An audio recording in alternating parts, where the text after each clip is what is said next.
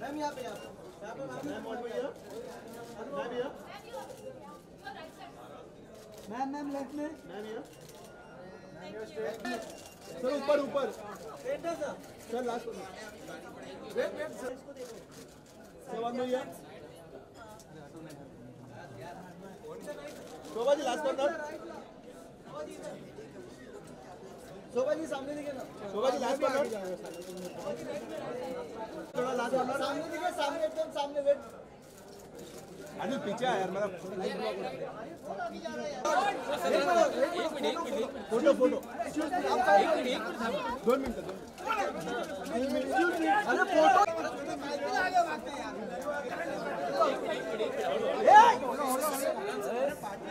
एक second sir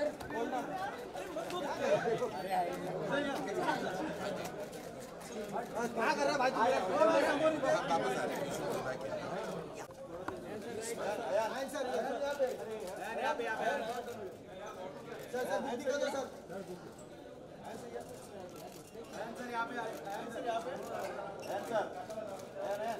Thank you, Millie. Good evening, everybody. When I was given the opportunity to create an imprint of my own, it was really an unprecedented honor, and I felt all my years as a writer somehow came together at that moment, because there's so much trust that is invested in someone who's given that responsibility. And I like to believe that I have handpicked winners, like Karan has handpicked winners. When I asked Karan whether he'd be willing to do the book, initially there was a little amount of hesitation, but like Millie has mentioned, like Poonam has said, there's a certain spontaneity and a positive energy about him which is unbeatable. She's talked about him not acting like a celebrity. It's that very aspect of Karan's life that I find so endearing. Today, I consider Karan a cultural icon. He's not just a director of very successful films, not just one of the most successful TV hosts, possibly globally, but he's something much, much beyond that. And like it was pointed out, it takes a lot of courage to put your life out there. He says it in one line. He says, "My life is my life." And he says it in the epilogue very wonderfully, and he says it even more beautifully in the end. That finally he's broken through whatever those inhibitions and barriers were that stopped him from speaking his mind. He's ready to share his life, warts and all. When Poonam started on the book, and we all were so excited about it, Millie and I talked about it at length, and we said, what should the content be? What should the tone be? At the end of the day, that is your prerogative, Karan. That is every writer who puts himself out there, every person's prerogative, what they wish to share and what they don't wish to share. When I wrote my memoir when I turned 50, which was 20 years ago, I called it Selective Memory. And people said, "Oh, so you're going to be selecting your memories?" I said, "Yes, I am. It's up to me. What I want to put out there in the public domain is entirely my call, and only I can make it." But Karan has gone well beyond that, and he has written a book that is remarkably candid and remarkably courageous, because he has shared his vulnerabilities and moments from his life, his personal life, which honestly, I was reading and rereading the chapters as I came driving to the venue. And I felt there are 3 chapters which for me were sort of encapsulated what he's all about. One was the chapter dedicated to his father, his feelings about what happened in that hospital. Post that, when he came home, his mother, who plays a fantastic role in the book, and of course the Shah Rukh Khan chapter, also written with so much love, and at the same time, so much truth. There's no attempt to say, "Oh, it's been one fantastic journey with no ups and downs." He talks about things not always working out between 2 people who love each other dearly. He talks about love in the most amazing manner. But behind all of it, what will come through is how each one of us is really quite lonely, and how to cope with that loneliness, and how not to let it get you down, but how it can actually be translated into a positive force in your life, which can lead you to create movies or music or books or poetry or paintings. It's the loneliness that starts the book, and it's loneliness which actually ends the book.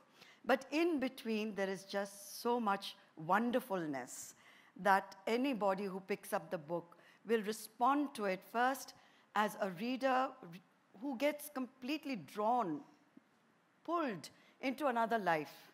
And that, to me, is the hallmark of a good memoir. If you cannot connect, if you cannot drown in that other person's life, if you cannot rejoice in that person's high points, and you don't cry at least 3 times during the narrative, the book is somehow incomplete, and somehow it leaves you feeling, has he really shared everything, or you're aching to know more? I am looking for a sequel, Karan, and tonight I can just say it. You can write it 5 years from now. I'll still be around. You'll still be around, and your readers will still be around. And I hope, like Poonam said and Millie said, these are books that need to be told. These are books that need to be written. These are our young heroes and great inspirations and icons of modern India. When they narrate their stories, and they do it without filters, and they do it with such style and panache, and at the same time with so much humanity, that book travels. That book travels not just for the next year. It's going to travel, Karan, for your entire life. And there'll be people who will come up to you and say, I read it when I was at this age, and it made such a deep impression on me, because it has a lot of messages in there without it being a message book. And I'm so proud of it, and I'm so proud that we had the chance to work together. With that, I believe we are going to be in conversation. Are we not, Millie? Thank you, Millie. Thank you, Poonam. Thank you, Team Penguin. Thank you, Shah Rukh. Thank you all. It's a book that I hope, and I'm looking at someone sitting right there who I want to write the next book. She's still shying away from addressing it, but I know I'm going to get it out of her. She says she's too young to write it. I said there is no such thing. You can write your first book at 23, and it will still be amazing, because there are millions of young 23-year-olds out there, or even 63-year-olds, who would want to read your story, Alia. Just do it. Thank you again.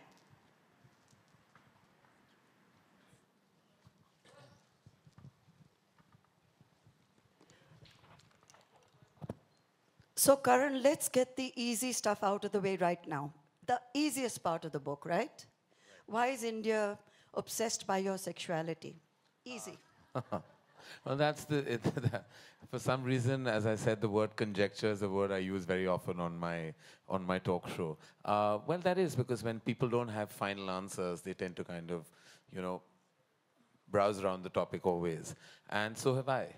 And but in the book, I've said what I've felt the need to, and I've said it in a way that I felt I needed to express it. And there's really nothing more to say. So I think that every answer anyone's looking for is in the book. You know, there are several moments in that book where you talk about people confronting you at airports, at parties, and saying the most gross things, the most insensitive things, and you come back to them is sassy, but also a little sad. Why should anyone have to explain any aspect of their lives at all, or defend it? I think people sometimes, when you're in the celebrity zone, I think people tend to sometimes just not know what to say. Like, I feel like when they encounter you, they either tend to overcompensate and say exceptionally polite things, or they'll say the most inappropriate things to you. I think anyone who's been in the celebrity space will tell you that you'll have people come and say the most overfamiliar things to you at times. And sometimes because they think that they own you, because you're in their living room on a daily basis, perhaps because of my television exposure, or the fact that one is around and all over the place, they feel they have an ownership over you. And sometimes that allows them to kind of cross the boundary of decency. And they'll say things that are inappropriate. And you'll have to stand there. Sometimes you can give a response back, which sometimes goes over their head. because it's not a straight-lined answer. And sometimes you use sarcasm, which also sometimes doesn't get a response. Sometimes all you do is just, like Shah Rukh told me the other day, that now when people say things, he just nods because there's nothing else to say. Sometimes you just nod because people say the most bizarre things, and sometimes it's members of the fraternity, sometimes it's members of the media within the fraternity, sometimes it's random strangers at an airport, and you have to just deal with it. There's nothing you can do. You can't. At least I'm not the guy who's going to start getting into a fight, because I don't think I'll have the ability to handle it if I was at the receiving end. So I just let it pass. May I share that one moment at the airport, which is in your book, so everyone's going to read it anyway, Right. where a person comes up to you, his wife is with him, and he walks up to you and says to you, "So, are you a homo?" Yeah. And your response is, "Why? Are you interested?" And I thought that was just fabulous. That's, the aplomb and the tight slap that probably the man warranted. Well, it was it was what came out, literally it just came out very, because I thought it was an exceptionally inappropriate thing. And the wife was clicking a photograph of mine while he was asking me this question. And he asked me, patting me on my back. It wasn't just a car. It was an over-familiar pat, as if we had dinner last night, and he decided to ask me this question early in the morning. And it's happened to me. It's also in the book when I was on the launch of a channel, and it was an early morning breakfast interview where I was asked an inappropriate question, and I was completely shocked that we were on national television. Of course, it never made it because they realized that it was completely wrong. Fortunately, it wasn't a live telecast. But sometimes you just wonder whether people just don't have the sensitivity or the decency, or use language to ask a question that may not come across inappropriate. There are various ways. I'm a member of the media myself. I host a talk show. And I know sometimes when you want to kind of ask something, you can circumvent it with words and vocabulary. You don't suddenly just go out there and ask in the pretense of being completely candid, or then irreverent, or perhaps overfamiliar. But the surprising part of the book, towards the end of the book, when you talk about maybe going on to dating sites, I found that fascinating, that you went on to an elite dating site and a date was set up for you in Tokyo. And you said, "Why should I go to Tokyo to meet someone?" How did you get onto these dating sites? That's why? a story in itself. Yeah. Sometimes you have to kind of scratch the surface to find, what's not immediately available. So there are various ways and means I think people sometimes have to kind of look at. When you're single and 44, you'll probably go through every kind of possible available opportunity. I thought that was fantastic because most people would not admit it. I would have actually liked to give the name. Won't. It was a selective. I would have liked to give the name, but they're so exclusive and quiet and have full disclosure issues. So that's why I didn't give that information. Not that anything's come out of it, and I'm not a success story of their agency at all. In fact, I'm a rather apparently 2 out of 3 people succeed, and I'm that one who failed. You also talked about 3.5 failed relationships. 1 true love, and I think 3.5 failed relationships.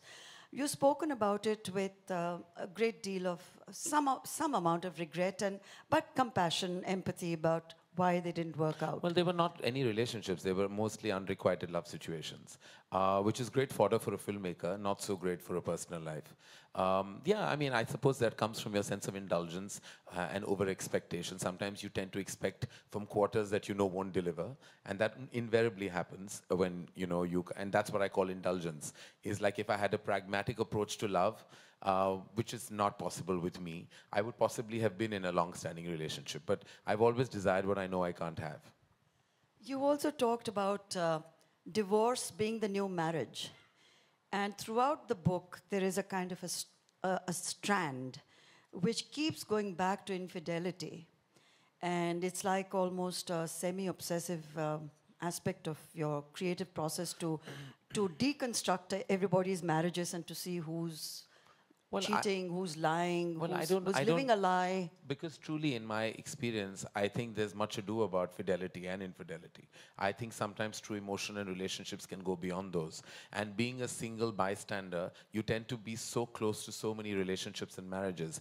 And in my experience, and I say this, and I don't have any kind of, with all kinds of moral policing on my statement, I'm sure, but I don't think infidelity is a deal breaker.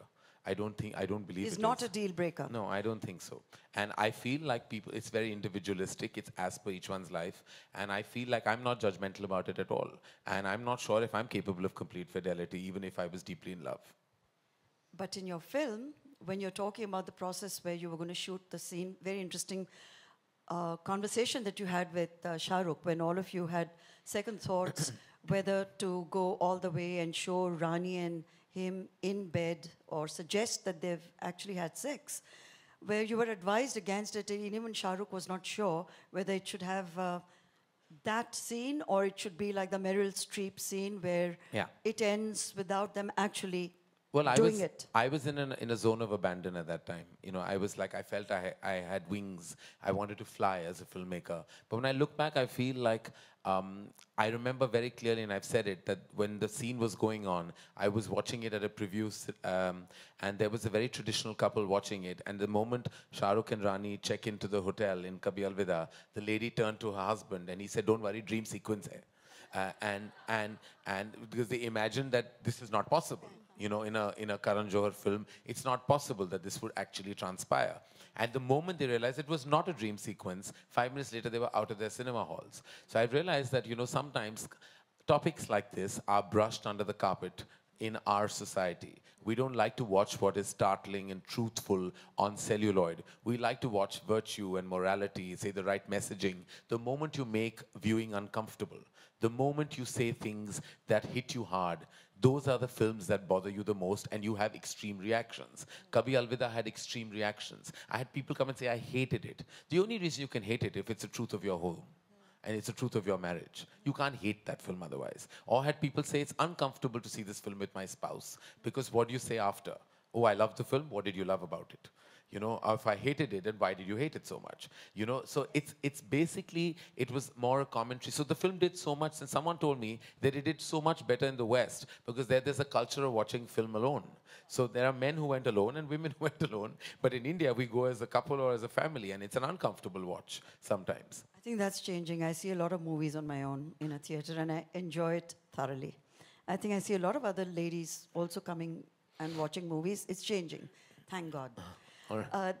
There's a wonderful chapter on Shah Rukh where the first time you meet him and you go with a certain baggage because you're awestruck, you expect to meet a big star and you're completely disarmed because he's so normal, he's warm, he's caring, he's very respectful towards your father. They have a relationship completely independent of... I mean, it was... I remember the day so clearly etched in my head, like it's like it happened yesterday. I grew up with movie stars that were stalwarts, that were luminaries, that we literally looked up to, like Mr. Bachchan. You know, when he walked into the room, there was a sense of like, you know, like glory. Someone magnificent has walked in. So there was this stardom that I had realized, being a producer's son, stars were always put on a pedestal. We were always the poorer parties. We were the ones that had to kind of succumb to their stardom, look up to their full of awe, because they were the ones who made the movies happen. So I grew up feeling movie stars were like unapproachable entities. I had then lost track with the generation because I was in my college days, and I was touching base with my father's side of the business much later when he took me to meet Shah Rukh to sign him for Duplicate. And I had never met somebody who was a young movie star, who was so loved at that time, and everyone wanted him in their movies, who was this animated, this conversational, this, what do I say, just this real person. So I was in shock. And the fact that he respected my father so much, the fact that he showed that respect meant the world to me, because up to that point, I felt like my father had not had the best run at the movies, you know, even with certain people and relationships. And when I saw Shah Rukh give him that love, I think I fell in love with Shah Rukh at that moment, because I saw the love he gave my father, and that to me meant the world. Nothing else mattered. There's a lovely insight also when you talk about your father. I think that was beautiful, where you said that despite him achieving success by the time you started working together, in his head he was still like a production person. So it was his instinct to carry the bags of stars or open car doors for them. And which my mother went horse yeah, trying to tell him, yeah. Yash, you're a producer. You're not a production manager. You can't, you shouldn't be doing these things. It's But it wonderful was that his you share instinct. it. It was his instinct. He couldn't help it. He just couldn't, like, whatever. And it was like, and I, of course, was born like I was a movie star in my head. Even though I had nothing, in my head, I was always royalty. For some reason, I don't know where, my mother always said, I don't know where you came from. Because, you know, didn't have their value system. And I was always somebody who lived beyond my means. It was because I was pampered by my father. It was, he allowed me to believe that. He really, when I was 150 kilos fat, thought I had 5 kilos of puppy weight that I should lose. He thought I was the most gorgeous looking son. Could have been a film hero, knowing very well I knew my personality would not allow me to be a lead in a Hindi film at all. But he thought he could have launched me. When we were talking about my first film, he said, "Tu thoda patla ho ja, tu kar sakta hai hero ka kaam." And I was like, at that point, I was like, how do I get love and balance it with delusion?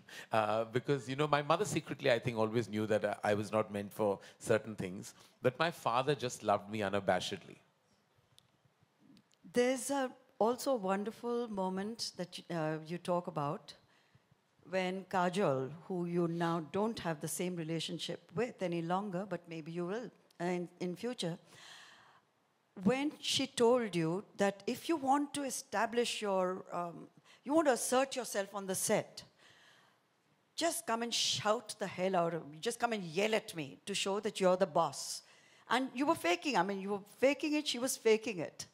But I thought that was very generous of her and very smart of her to think of that. You were young, you were nervous, she was a huge star, and she says, just come out there and shout at me.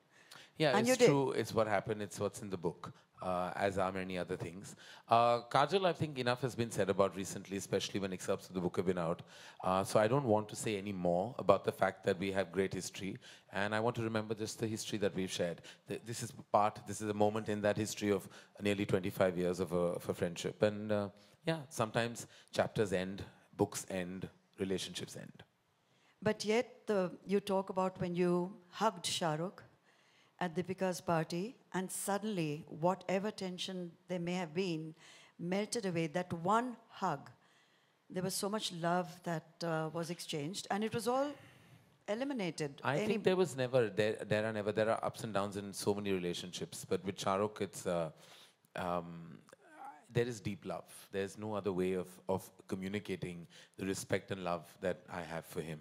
And I that ours will be a dynamic, and ours will be a relationship, and ours will be a connect that will be forever.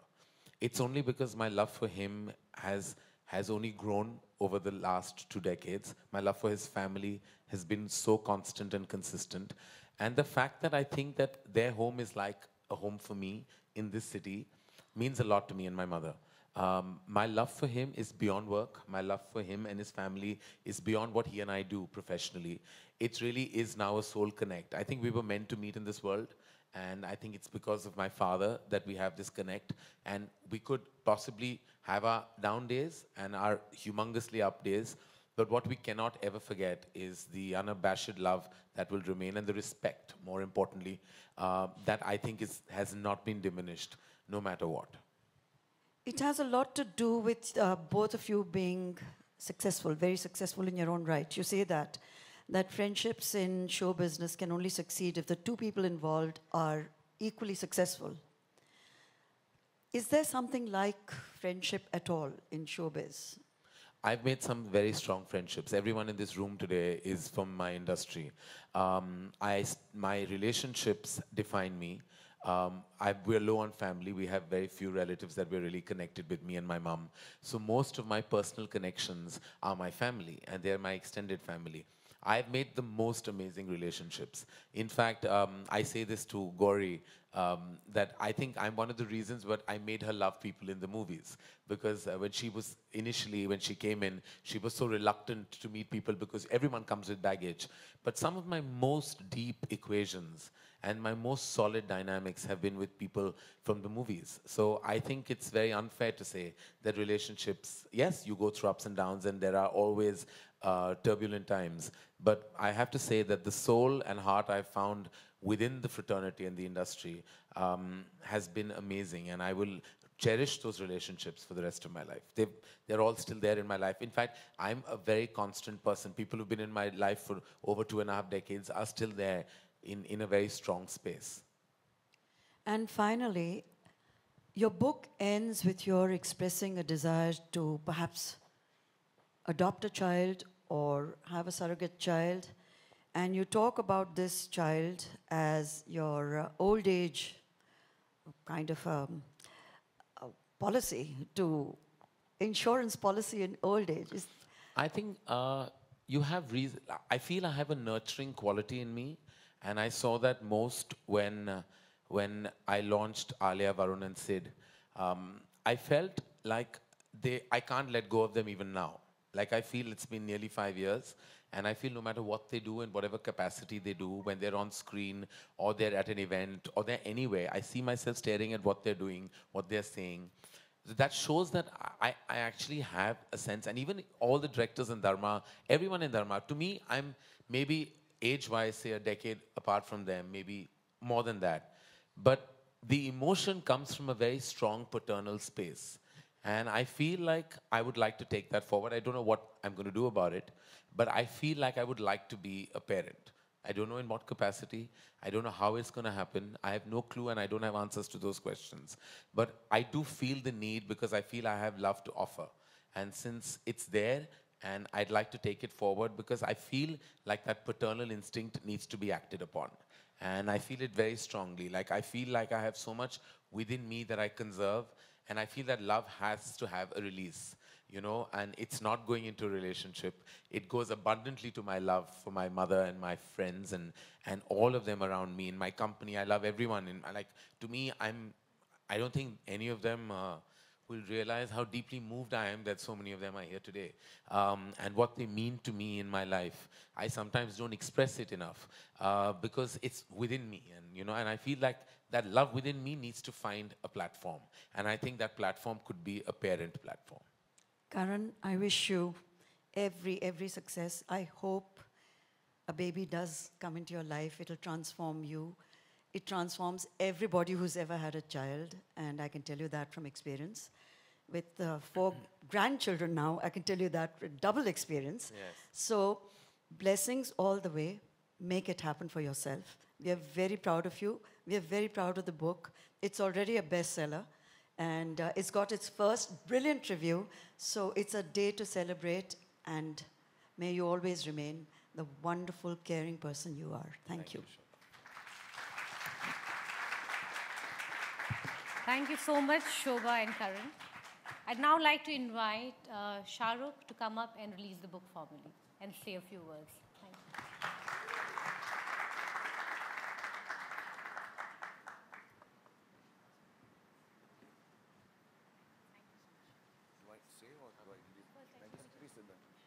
Please sit down. I'll just speak. No, he said sit down. Pehले he'll speak. Can you just, Should I speak first? you want to speak first? Yes, Abul. Good evening, everyone. First of all, Mili Aishwarya, thank you for publishing the book. Shobha, for convincing Karan to write a book. And all his friends who are here, I'm sure, who have formulated his life, who have, done things in his life which comprise of the book that he's written. And Karan, it's a wonderful thing that you've done. I think yours is an extremely beautiful life. Yours is an extremely important life that people should read about. I don't know if people will learn or not, but it's important to know of your experiences. My only questioning part of this whole book is the title. I find that a little different. It could have been titled anything. It could have been titled, according to me, apart from the unsuitable boy, it could have been the good boy. Yeah, he's a good boy. If his father was here, he would vouch for it. His mother is here. She would vouch for it all the time. You know, there are very few boys who sit down with their mothers at night and discuss tele-shopping.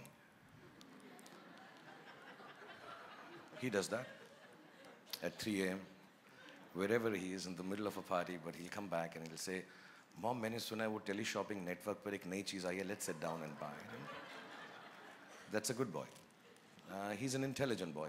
I think that's what the book could have been called. And intelligent not in terms of just general knowledge or Wikipedia stuff or the stuff we all read on Google, but he understands things, he understands people, he realizes situations. He walks into a room and he knows what's happening. And I find that extremely gifted. I think he has a gift from God that he can understand people and use it intelligently. And even with me, if I may say so, there are very few people who can keep up conversations with me because I'm such a genius. But really, I say that with humility and modesty. But he's been able to have conversations with me, the best conversations I've had in my life, late into nights in New York or here. Or sometimes when I'm just alone, I call Karan and say, let's just talk. He is perhaps one of the most intelligent conversationalists and speakers there is, at a personal level, at a professional level, or at any given level.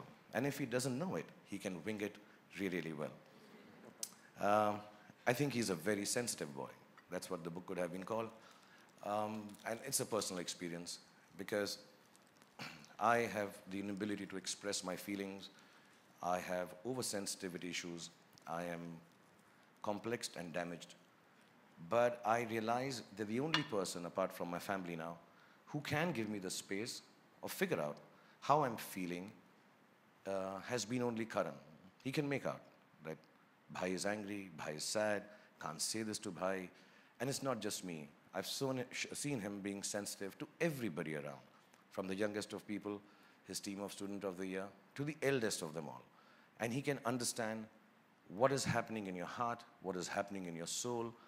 He's an extremely, extremely wonderfully gifted, sensitive person. The book could have been called The Brave Boy. And I say this with vehemence and conviction because Karan is different. He's extremely different. And not just in the unique sense. He's different. And it's difficult being different. Especially in our country, in the world we live in, the society that we have to face. He's just different.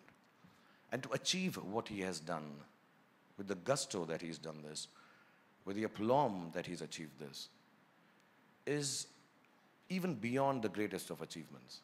Because to be different, and to do and be accepted, and to run wild and free in this world is a very, very special thing. I know him very personally. I haven't read the book. I don't know how much of the difference comes out in this book. But he is a different boy. He is a unique boy. And last but not least, when I say this, he's genuinely an extremely brave boy. And he's all of these put together. He makes a very special boy.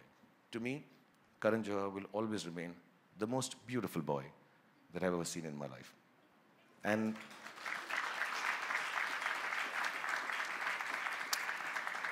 I'm extremely honored to be here. And I don't say it just because we're at a function and you're supposed to say this about a guy who's releasing his book. I'm extremely honored, genuinely. You know, there are different aspects. You think of yourself, when I was young, I thought if I get an X amount of awards, I would have arrived. If I got an interview with so-and-so journalist, I have arrived. If I made it to the cover of a magazine, specific one, I genuinely believe 25 years of work, 51 years of age, I truly, truly, and I thank you from the bottom of my heart for this, I truly believe my children, my wife, and myself, we truly have arrived because I have a full chapter in your book. So thank you so much. God bless you. And may Allah give you happiness, health, goodness, children, many of them, and everything that you ever wanted. God bless you, and thank you for calling me here and giving me such an honor. Thank you.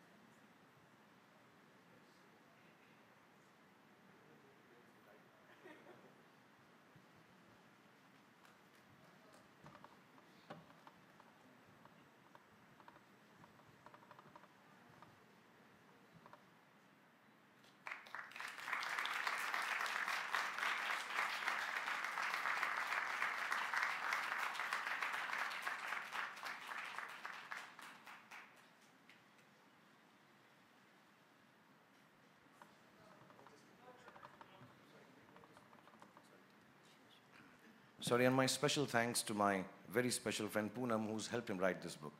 I understand with the paucity of time and running around that he must have given you. Thank you so much for convincing, all you ladies actually. Thank you, this is a very important book. God bless you all for making him do this. Thank you. With that, we come to the end of this evening, but we have a lot of books available here which you can buy and get signed by Karan.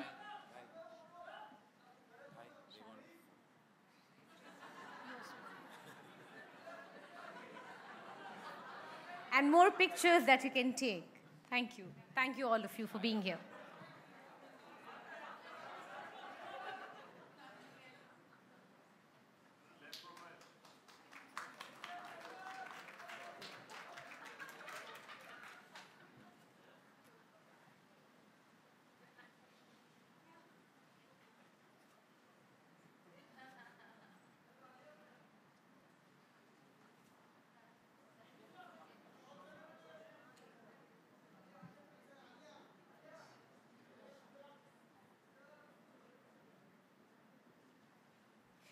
Thank you so much, Shah Rukh. Thank you, Karan. And thank you, all of you, for being here on this special evening.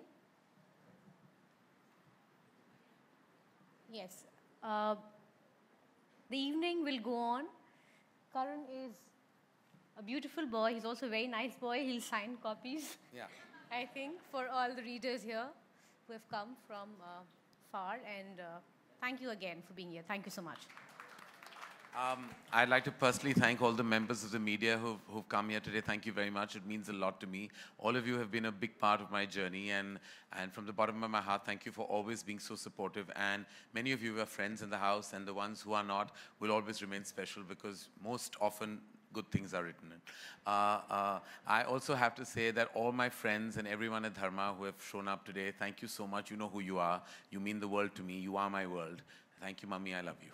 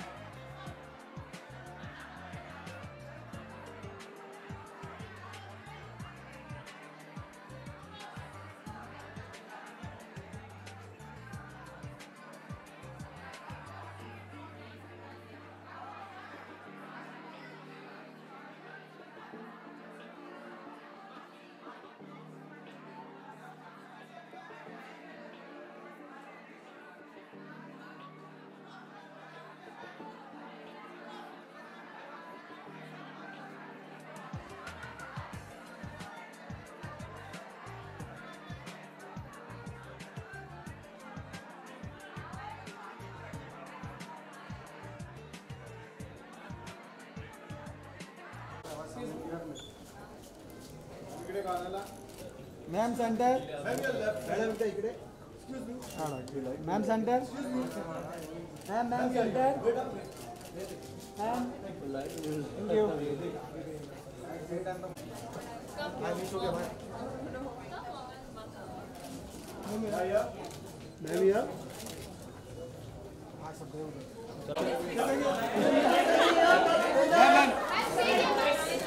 यहाँ पे ma'am ma'am यहाँ पे straight ma'am straight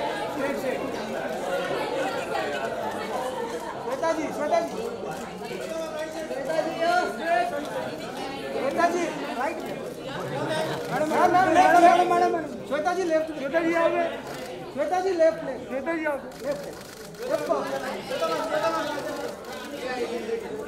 thank you ma'am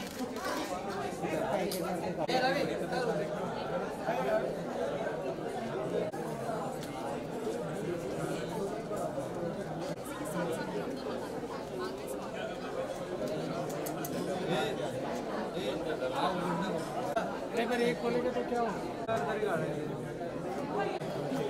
AI quickly check whether where's Pooja or meet Pooja. Pooja है? Light ये हटा के sir ले भाग आपने आ जाएगा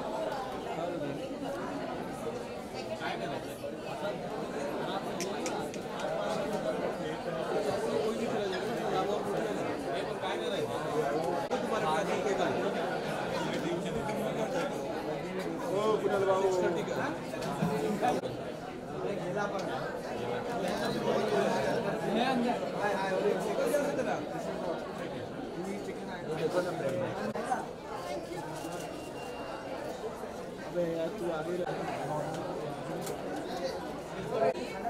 दिया ना भाई सर यहाँ सर आप बुक के साथ